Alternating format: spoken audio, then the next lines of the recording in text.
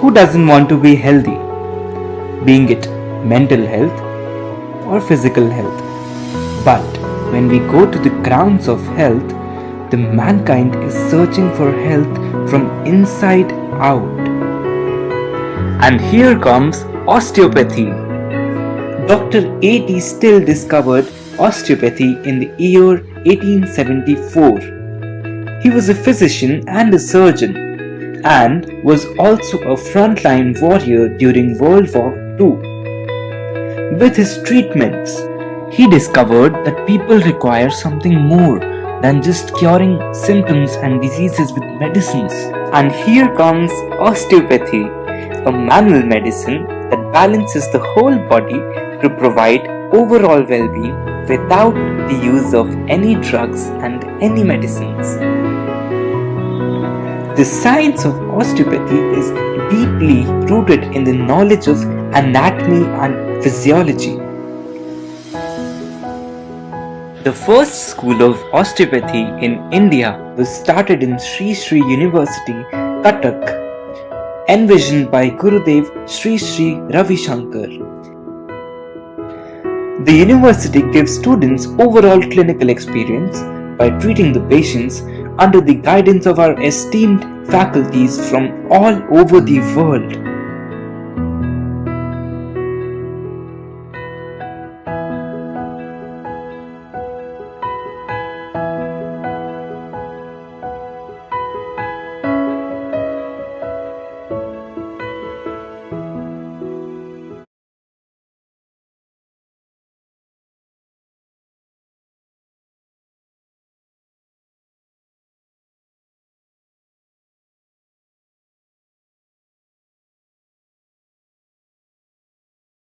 Very good. Wow. We have all the stars here. Hi, Gurudev. Oh, good to see you. It's all virtual treatments now. Only we can do everything now. The vibration will go. Oh, lovely. Very nice. So how you have all been doing? Very good, Gurudev. Very good. Olga? Very good. Yeah. Taking care of my little granddaughter. I see. Yeah. Your granddaughter. Asra, granddaughter. Okay. Ah. Lovely. She looks like you. She's quite cute. Yeah. So are you. I found. ¿Cómo se va? Muy bien, Gurudev. Gurudev, we are celebrating today the World Osteopathy Day. Oh, World Osteopathy Day today. Okay, okay. So we want to really thank you for the opportunity of listening to your insights and your knowledge about our profession. Very nice. Very nice. A brief introduction for the... How are you, Hugo? Good, fine. Thank you. You are in Buenos Aires? Pardon? You are in Argentina, Buenos Aires? Yes, I am in Buenos Aires. Yes, I am in Buenos Aires. We are very good. And Thor, you are in Denmark? Yes, finally. And Kirti? Hi, Gurudev. So we have the whole world here. Juan is in, where are you, Juan, now? In the SSU, right? I'm in SSU, Gurudev, yes. Okay. So wonderful, wonderful. Can I start with the introduction?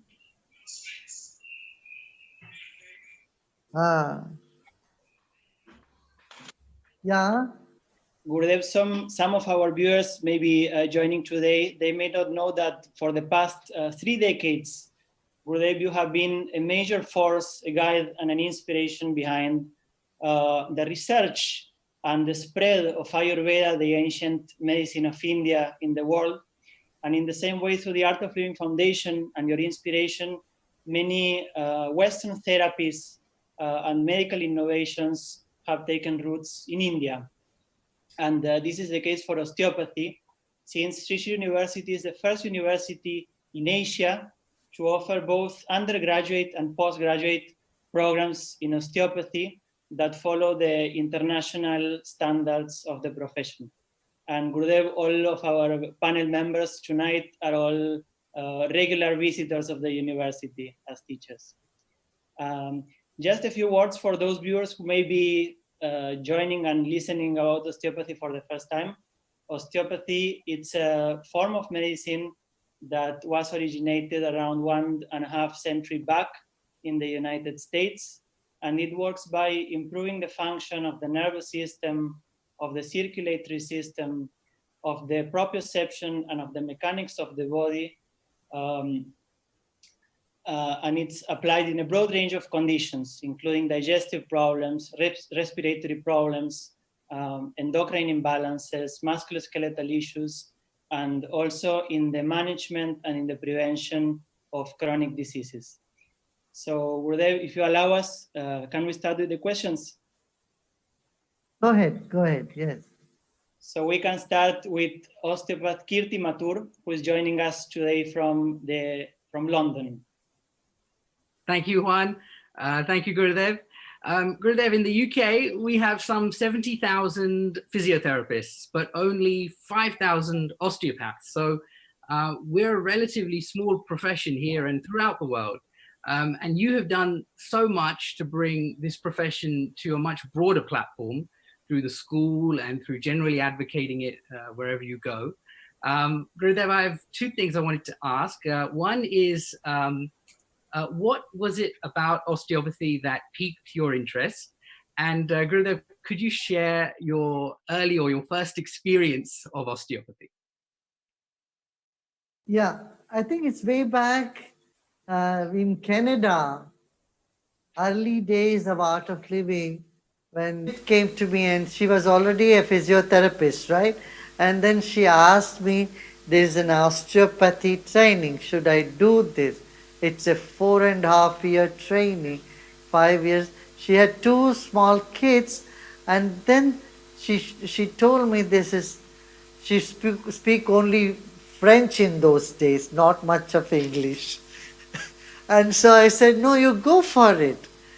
And when she went for that, she managed her husband and 2 kids, small kids, and she was also in Art of Living, doing a lot of work, and then studied this.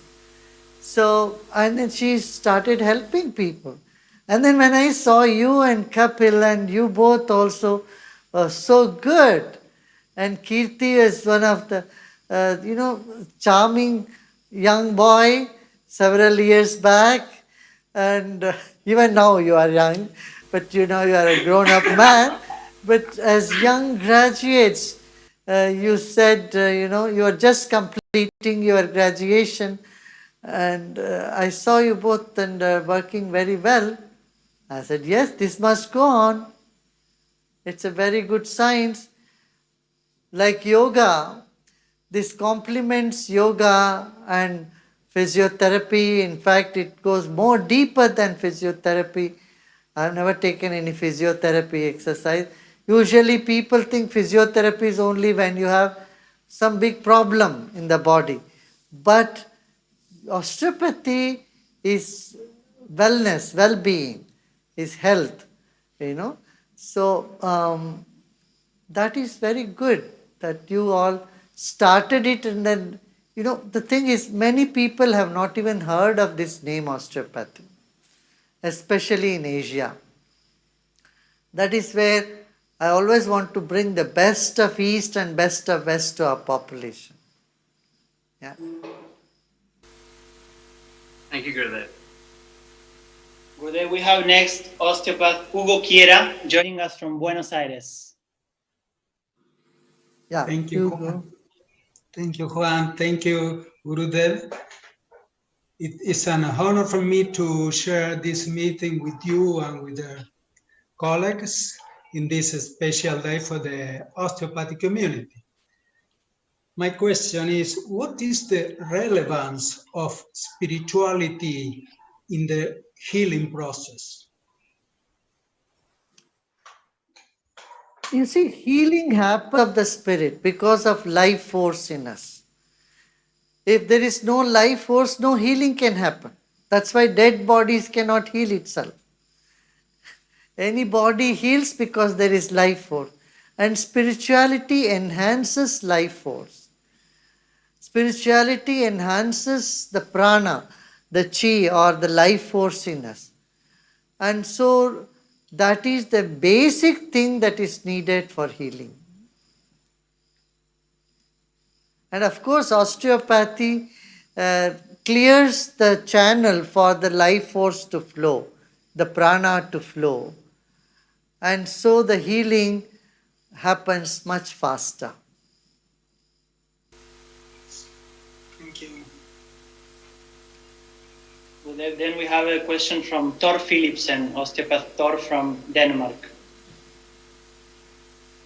Yes, Thor? I think that, thank you for being here. And I think that the question is related to what Hugo also asked. It's if you see any connections between the ancient knowledge and osteopathy. Yeah, of course. You see, in yoga and meditation, the body posture is very important. In Hatha Yoga also, you have to see that whether your right and left side are balanced well. If there is imbalance, then meditation cannot happen so deep. But if you are very well used to meditation, then it doesn't matter however the body shape is. But initially, it is important that because it's a body-mind complex is what we have. Any impact in the mind affects the body and body affects the mind. In this sense, osteopathy is very intuitive and it works on the subtle things in the body. So the subtlety comes from intuitive ability, which is through meditation. And in this sense, I would say, people, deep meditators, people who experience samadhi, they can very quickly identify, just looking at a person on the energy level, what is missing, where is lacking, what could be done. Yeah. We can move then to osteopathy. Osteopathy has more to do with the spine, and in the Puranas it is said the spine is spine. There's a lot of stories about the spine. When the god Indra wanted to win a war against the demons, and one rishi gave his spine. Said, you take this spine, through the spine you can get rid of all the negativity if you work well with the spine. Yeah. Yes, what? We have next osteopath Huguette from joining us from Montreal. Guruji, I received some help from my student too. So what does osteopathy affect all the panchkosha, the 5 sheets? This is a good question, but I want you to talk about also, because I'm West, you are East, and we don't use the same words. So what is the level compared to the 5 sheets? And all just with the hands, when we touch, how we affect everything in the body. Yeah. Sheets. First is the sheet of food and environment, our vibrations outside. The second sheath is the prana body, where there is life force, energy is there. Third is the mind body, the impressions of mind that are present in the body, mind, memories. That is the third sheath. Fourth sheath is an intuitive sheath in you. Fifth is the blissful sheath.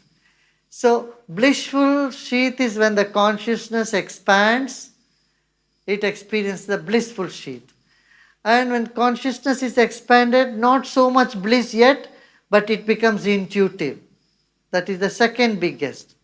The third is the prana body, the mind body, where the memories are there. That's why when you touch somebody, you will also feel the memory of that person. In osteopathy, you are expert in doing that. You put fingers, you can see where the memory is, what is stored in their, past and all that. This is the third body, which is little smaller than the intuitive body. And then the prana is bigger than our physical body. See, usually people think mind is inside the body. That is wrong. Body is inside the mind. Mind is much bigger. So then prana body is where you see the meridians. You work on the meridians. That definitely influence the gross body, which is digestion, which is pain and all that stuff. Yeah. Next we have Osteopath Olga Estadela, who is from Spain and joining us tonight from the Netherlands. Thank you, Gurudev. Thank you, Gurudev, for spending today a special day for osteopathy. And I wanted to ask you or to share that when I give treatments, since now I'm going deeper into my meditation and to my spiritual practices, I just feel that the treatments are much deeper, and that the results of the healing of the person are just going much deeper.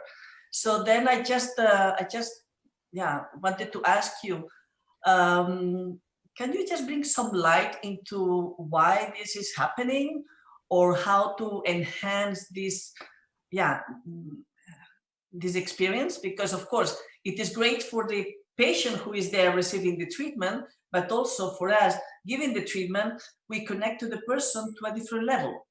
We connect more into a being level instead of just into the bones and muscles that we have in front of us, no? Yeah, definitely. Because you are connecting with a bigger self, bigger mind. So when you are giving that experience to others to relax, naturally you also go into a deeper state of prana and deeper state of relaxation. So higher we go in consciousness, you feel the more oneness. This is also the collective work, how the collective consciousness works. If 10 people sit and meditate, one who does not meditate just goes and sits there, he'll start closing his eyes, he'll start getting pulled into that positive space.